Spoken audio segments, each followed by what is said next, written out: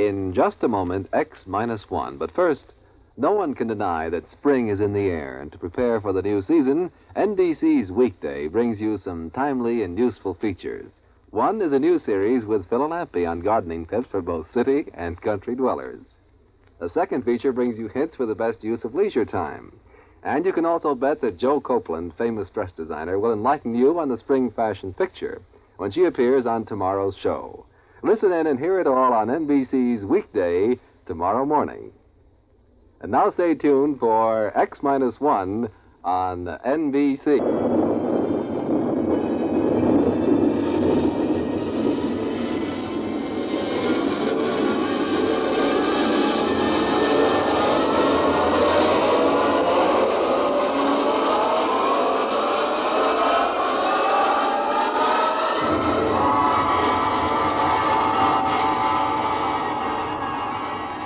From the far horizons of the unknown come transcribed tales of new dimensions in time and space.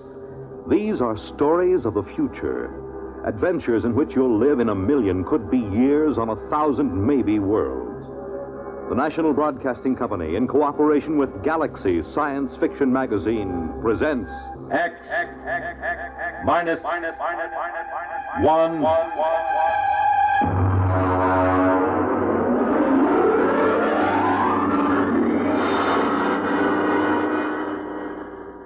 Tonight's story, A Gun for Dinosaur, by L. Sprague de Camp.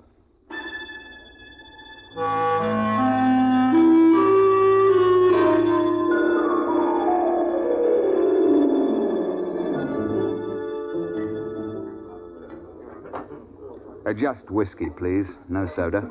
Ice, Mr. Rivers? Good heavens, no. I have been in America for some time, but not that long. Well, to a fine dinosaur. Well, now, just a moment, Mr. Seligman. I won't take you hunting late Mesozoic dinosaur. Why not? How much do you weigh? About 9 stone? 130 pounds. Yeah, I thought so. It's not heavy enough. But your advertisement.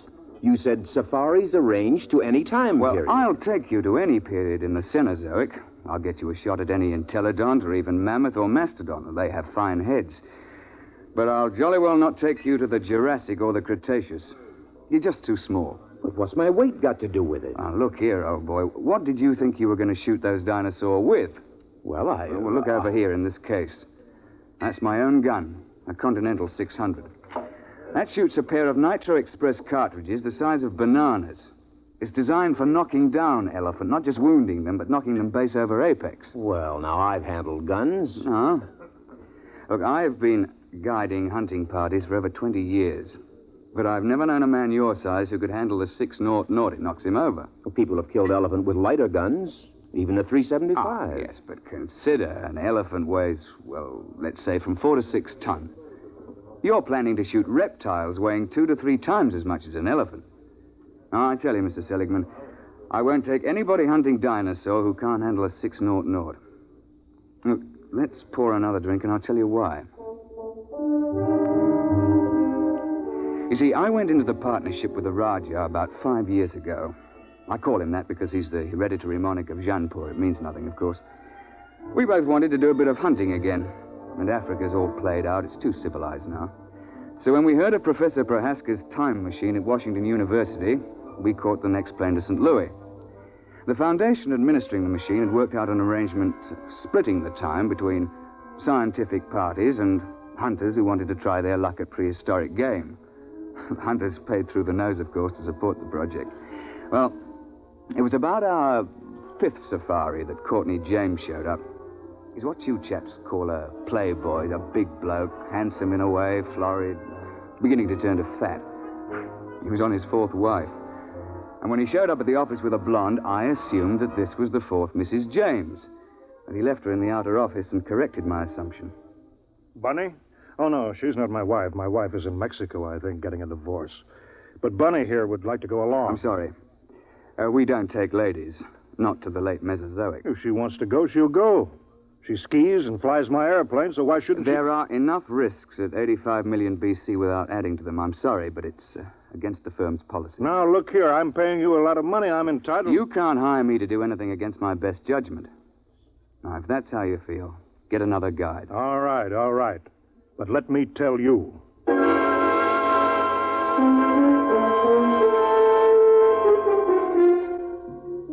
Oh, it ended with my telling him to get out of the office or I'd throw him out. And I was thinking sadly of all that lovely money that James would have paid me. When in came another side. An August Holtzinger, a slim, bald chap with glasses. Mr. Rivers, I don't want you to think I'm here under false pretenses. I'm really not much of an outdoorsman, and I'll probably be scared to death when I see a real dinosaur. Oh, well, most of us are frightened at first, but it doesn't do to speak of it. Well, you see, I've always run a grocery store till my uncle died, and, well, I've got a great deal of money now. Uh-huh. I'm building a new house. I'm engaged, you know, getting married, and, well, I'm determined to hang a dinosaur head over my fireplace or die in the attempt.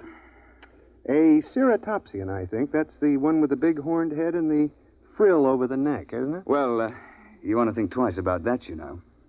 If you put a 7-foot Triceratops head into a small living room, there's apt to be no room left for anything else. I know it's ridiculous, but I'm determined to do something big for once. Since there's no more real big game hunting, I'm going to shoot a dinosaur and hang his head over my mantel. I'll never be happy otherwise.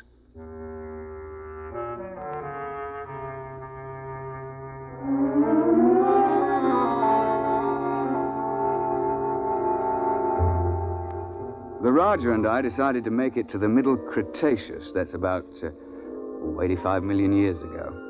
It's the best period for dinosaur in Missouri. So we drove Holtzinger into the country to let him try the 600. It's rather heavy. Look, you look out. There's quite a kick. Well, couldn't you fire it prone? Oh, not a gun that big. There's not enough give. You'd break your shoulder. All right. Take the safety off. Like this? Yeah. Take my hand. I'll help you up. Thank you. I think I better try something smaller. Well, he took a fancy to my Manchester 70, chambered for a .375 Magnum cartridge. That's a little light for elephant, and very definitely light for dinosaur, but we were in a hurry. And then, of course, just before we were ready to trek, James showed up and apologized for insulting me. He'd had a run-in with the girl, and he wanted to go along. And so we were off on safari. You all ready, gentlemen? Why, yes, I suppose so. Mr. Holtzinger, you've met my partner, the Raja of Janpur. How do you do, sir? How do you do? Well, shall we get cracking? After you, Mr. Holzinger. Mr. James. Thank you. Let's get going. All set. We'll slam the hatch, and off we go. What happens? Nothing till the force field is built up. There she goes. What happened to the lights? Well, there's no current while we're in transition. I don't feel well. There's usually a touch of vertigo. I shouldn't worry about it. Look, where do you shoot for? I mean, with Dinosaur. What is the best shot? Well, you don't try for his brain, you know. They don't have any. Well, to be exact, they have a little bump about the size of a tennis ball on the top of their spines. And you're not likely to hit it when it's embedded in a 6-foot skull. Try for the heart. They have big hearts, over 100 pounds. An exploding shell in the heart will slow them down, at least. Oh, I see. Why do we have to go so far for game? Why couldn't we just go back 50 years and shoot lions in Africa? Well, the machine won't work more recently than 100,000 years ago. Why? Well, look, I'm no four-dimensional expert on the subject, but it has something to do with what they call time paradox. You know, if people could go back to recent times, they might do something to affect history or kill their own grandfather, you know. And there's also some kind of taboo about sending people back to the same time again. There's paradoxes. Mustn't have them. What would happen? I'm not sure, but the university isn't taking chances. They've got about a billion years to cover. They won't run out of eras. Hello? Here we go.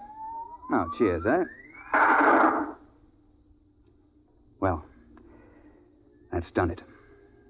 April 24th, 85 million years BC. Now then, careful. Keep the safety on your gun. And don't shoot unless I give the word. Why? Why should we have to wait for you? Because I'm responsible for everything you do. Especially if something goes wrong. I say, Roger, open the door, will you?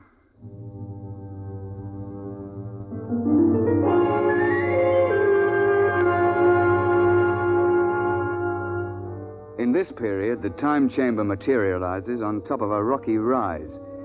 At the west, you see the arm of the Kansas Sea that reaches across Missouri, and the big swamp where the sauropods live.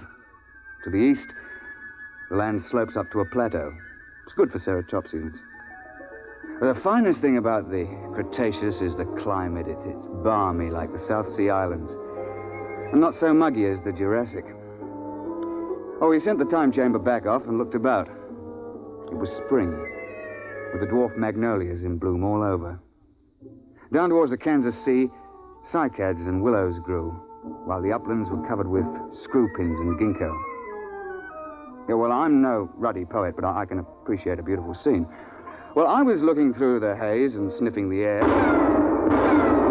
I got him! I got him! What the devil? You see it? There it goes! Confound it, you idiot! I told you not to shoot without word from me. And what happened? An ornithomine wandered out of the copse. Mr. James gave him both barrels, missed. Now, look here, James. One of the biggest dangers on a safari is trigger-happy sahibs who get panicky. You're not to shoot unless you're told. You understand? Who do you think you are to tell me when to shoot my own game? Now, look here. Firstly, if you shoot off all your ammunition before the trip is over, your gun won't be available in case of a pinch. And secondly, if you empty both barrels, what would happen if a big theropod should charge before you could reload? And finally, it's not sporting to shoot everything in sight. Is that clear? All right. All right. Well, now then, first task is fresh meat.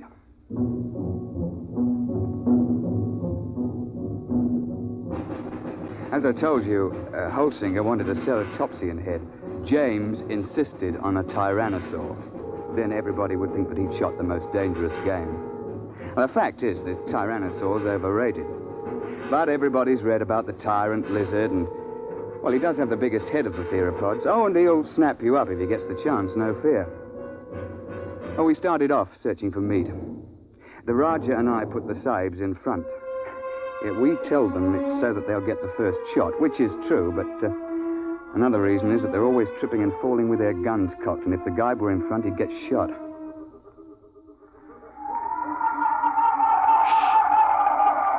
Boneheads. Where? See? Crouching over there. Feeding on those cycads.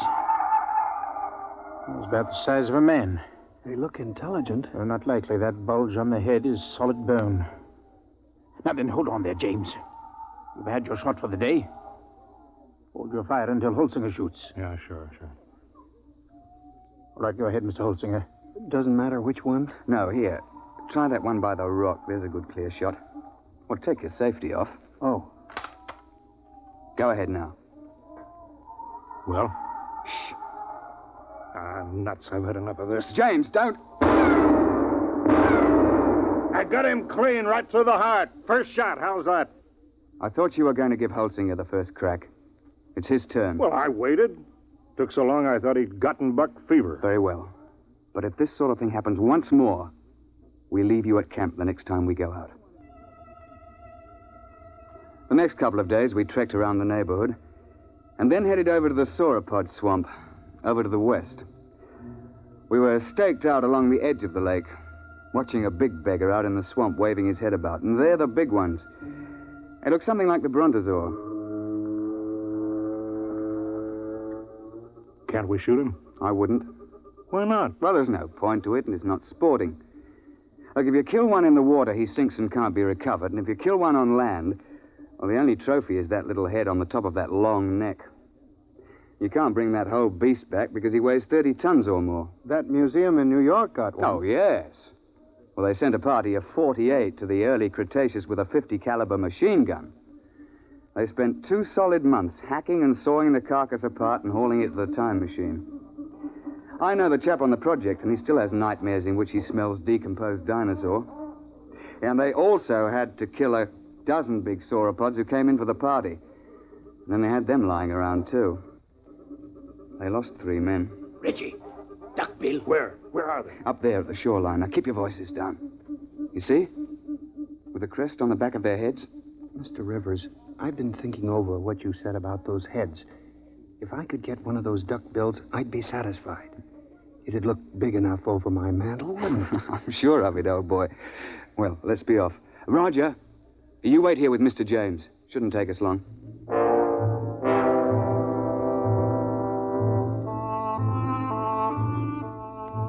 Holt and I crept along the shoreline, narrowing the range to the duckbills. I think I can make the shot from here. I'll be ready in a minute. My shoe is loose. He's getting away. I won't get a shot. I'm afraid Mr. James has fired both barrels again. James, that's the second time you spoiled my shots. I ought Don't be a fool. I couldn't let them wander into camp, stamping everything flat. There was no danger of that. You can see that the water is deep offshore. It's just that our trigger-happy Mr. James can't see any animal without shooting. And if it did get close, all you have to do is to throw a stick of firewood at it. They're perfectly harmless. But how was I to know? I believe I mentioned it. Well, what are we on this miserable trip for, except to shoot things? There are certain rules, you know. You call yourselves hunters. I'm the only one who was hitting anything. Now, just a moment, old man. You're behaving like a confounded skite with more money than brains. I should never have brought you along. Well, that's how you feel. Give me some food and I'll go back to the base by Now, myself. don't be a bigger ass than you can help. That's quite impossible. All right, I'll go alone. I wouldn't want to pollute your air with my presence. Yeah, that's an attractive thought, Reggie, but we can't let him go. He'll get lost or starve. All right, I'll go after him.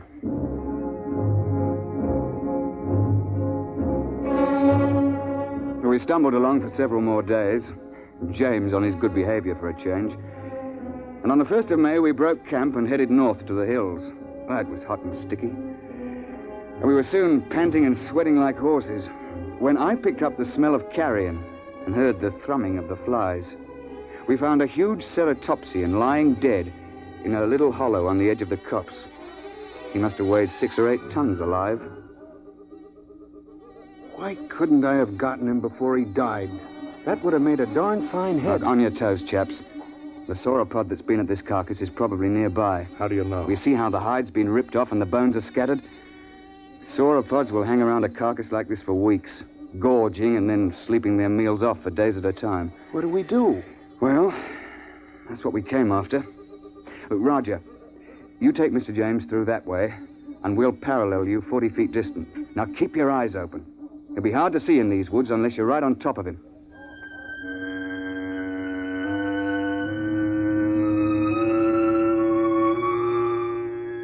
We pushed through the edge of the copse, looking for the huge flesh-eater who'd been at the carcass. I could hear James and the Rajah pushing ahead on my right. We were separated by a gully when I heard a noise ahead on our left. What is it? I don't know. Take the safety off your gun. Oh, there it is. It's one of those boneheads. Oh, well, they're not dangerous at any rate. But be careful. That sauropod might still be around here. I've got him! Got him clear! Well, he's done it again. He shot the bonehead. I've got him! Look out! Look out! Tyrannosaur!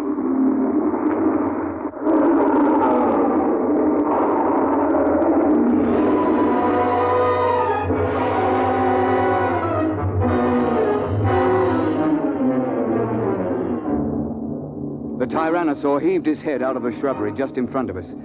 Look, the scientists can insist that Rex is bigger than Trionches, but I'll swear that this Tyrannosaur was bigger than any Rex ever hatched. It must have stood 20 feet high and been 50 feet long. I could see its big, bright eye and 6-inch teeth.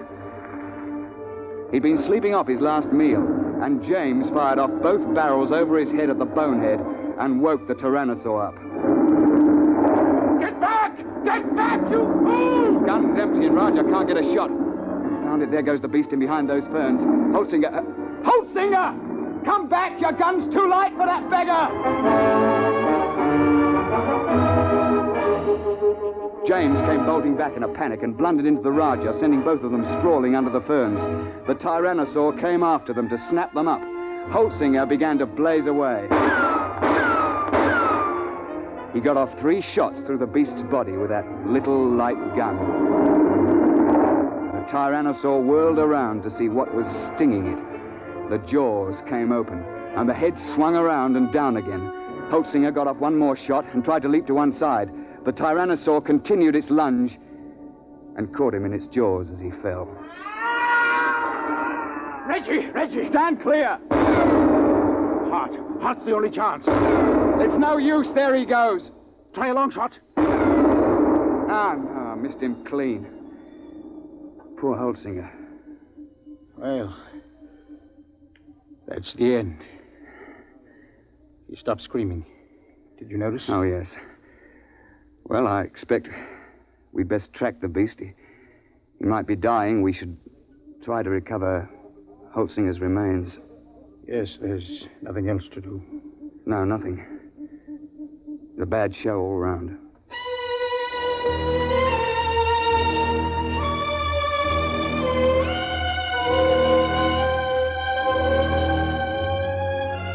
An hour later, we gave up and went back to the glade looking very dismal. Where have you two been? We were occupied. The late Mr. Holtzinger. Remember? You shouldn't have gone off and left me. None of those things might have come along. Isn't it bad enough to lose 100 through your stupidity? What? Sure, you put us in front of you, so if anybody gets eaten, it's one of us. That's... You stinking little swine. If you hadn't been a first-class idiot and blown those 2 barrels again, this never would have happened. Holtzinger died trying to save your worthless life. And I wish he'd failed. Oh, I ought to... Now then, my laddybuck, I'm glad you did that. It gives me a chance I've been waiting for. Now get up, and I'll be glad to finish off. You won't finish anybody off. All right, put your hands up. Both of you. Put that gun away. Don't be an idiot. I won't let anybody do that to me. You can't get away with murder. Why not? Won't be much left of you after you're hit with a 600 explosive shell. Nobody could prove anything. They can't hold you for a murder 85 million years old. The statute of limitations, you know. Nice work, Roger, old chap. Yes. Cretaceous rock. Doesn't quite have the balance of a cricket ball, but it's a bit harder, what? Well, suppose we tie this chap up and take him back to camp.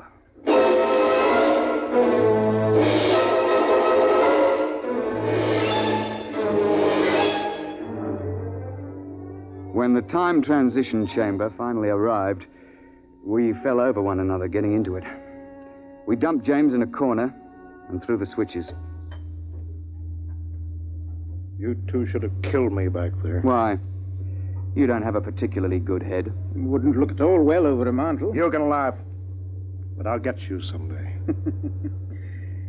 Close quarters, isn't it? Someday I'll find a way. I'll find a way and I'll get off scot-free, too. My dear chap, if there was some way to do it, I'd have you charged with Holtzinger's murder.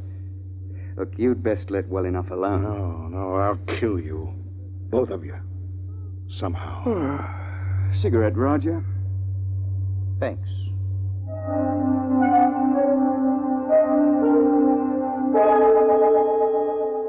When we came out in the present, we handed him his empty gun, and off he went.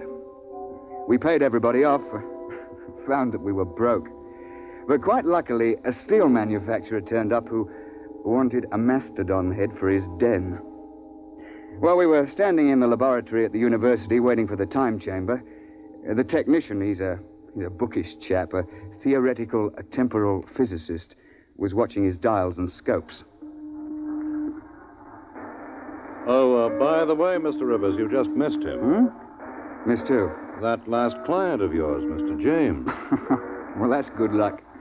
And what was he doing here? Oh, he told me quite a tale. Said he'd lost his wallet back there. Said it contained some very valuable papers. It must have been valuable. He paid the university fee of $5,000 for the use of the chamber. He's on his way back there now. Back where? Well, he told me to send him back a few minutes before you arrived the last time. Then he could see himself drop the wallet.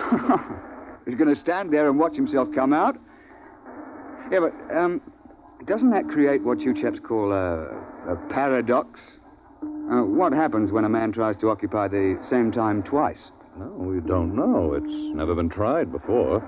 Well, we tried to warn him, but he insisted. Yes, I know. He's a headstrong chap. Still, you wouldn't think he'd chance it just for the sake of a wallet. Was he armed? Yes. He had a 375 Express. 375? Well, that's odd. He knows it's too light for Dinosaur. Yes, but not too light for a man. I say, Roger, you don't think Mr. James is lurking behind a bush back there until we show up again? Planning to pot us as we step out? That's impossible. We already did step out of the chamber and nothing happened. Yeah, but that was before Mr. James was waiting with an express rifle cocked. Hey, Doctor? You mean he's planning to murder the two of you? I wouldn't be a bit surprised. I don't suppose there's anything you could do to stop the process now. No, it's too late. The chamber's in transition now. Look, hadn't you better get out of here before he kills you? Well, there's no point in running. If Mr. James's theory is right, we've both been dead for 85 million years. We might as well wait and see what happens.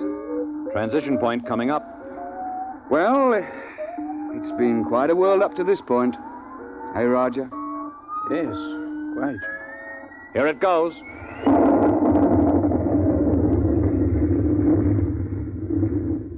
Reggie, are you all right? Well, I seem to be. What happened? The time chamber. It's back. We'd better get it open.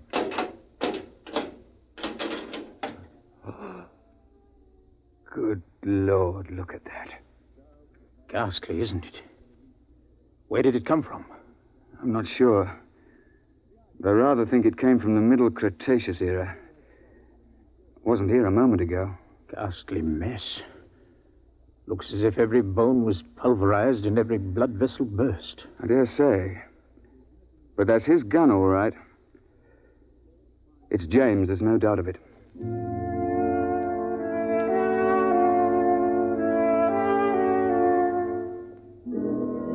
So, that's the story, Mr. Seligman. Of course, I don't understand the mathematics, but the idea's rather easy to grasp.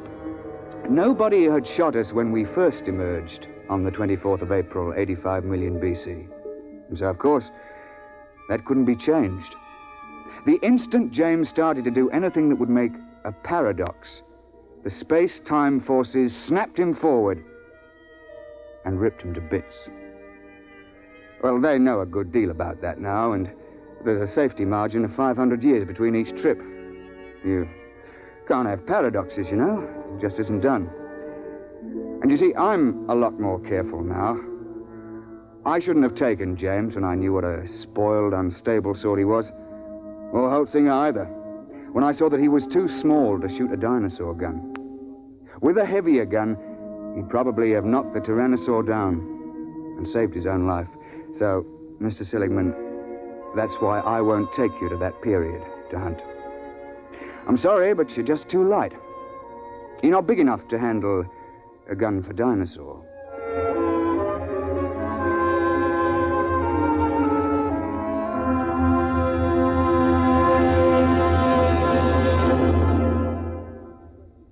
You have just heard X-1, presented by the National Broadcasting Company in cooperation with Galaxy Science Fiction Magazine, which this month features the story of a man who develops a spaceship that travels so fast that its pilots vanish mysteriously into thin air. Read the Vaughn Shelton story, Point of Departure, in Galaxy Magazine, on your newsstand now. Tonight, by transcription, X-1 has brought you A Gun for Dinosaur, a story from the pages of Galaxy, written by L. Sprague de Camp, patent consultant and one of our leading authors of science fiction. It was adapted for radio by Ernest Kenoy. Featured in the cast were Alastair Duncan, Wendell Holmes, John Gibson, Donald Buca, Warren Parker, and Alan Hewitt. Your announcer, Fred Collins. X-1 was directed by Daniel Sutter and is an NBC Radio Network production.